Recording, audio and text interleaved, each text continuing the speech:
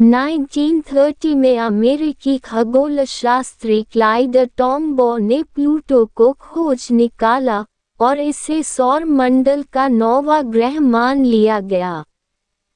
यम या प्लूटो सौर मंडल का दूसरा सबसे बड़ा बौना ग्रह है, सबसे बड़ा एरिस है। प्लूटो को कभी सौर मंडल का सबसे बाहरी ग्रह माना जाता था, लेकिन अब इसे सौर मंडल के बाहरी काइपर घेरे की सबसे बड़ी खगोलीय वस्तु माना जाता है। काइपर घेरे की अन्य वस्तुओं की तरह प्लूटो का आकार और द्रव्यमान काफी छोटा है। इसका आकार पृथ्वी के चंद्रमा से सिर्फ 1/3 है। सूरज के इर्द गिर्द इसकी परिक्रमा की कक्षा भी थोड़ी बेढंगी है।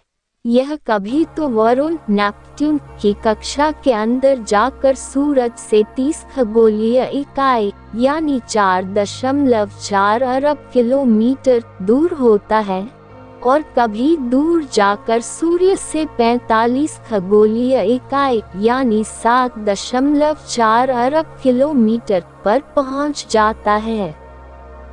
प्लूटो काइपर घेरे की अन्य वस्तुओं की तरह अधिकतर जमी हुई नाइट्रोजन की बर्फ, पानी की बर्फ और पत्थर का बना हुआ है।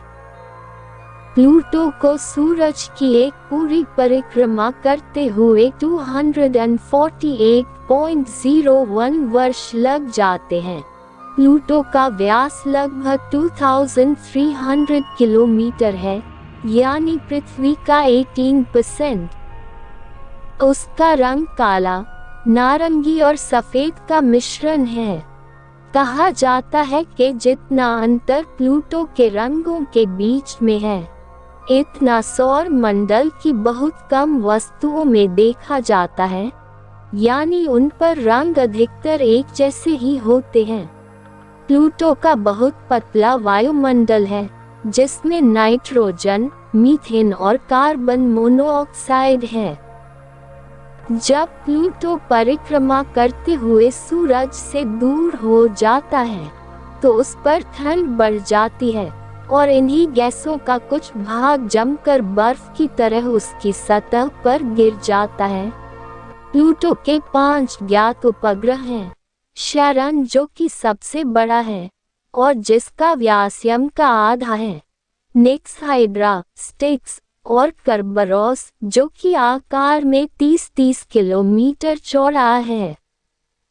शैरन सबसे बड़ा है और प्लूटो के ज्यादा करीब भी है।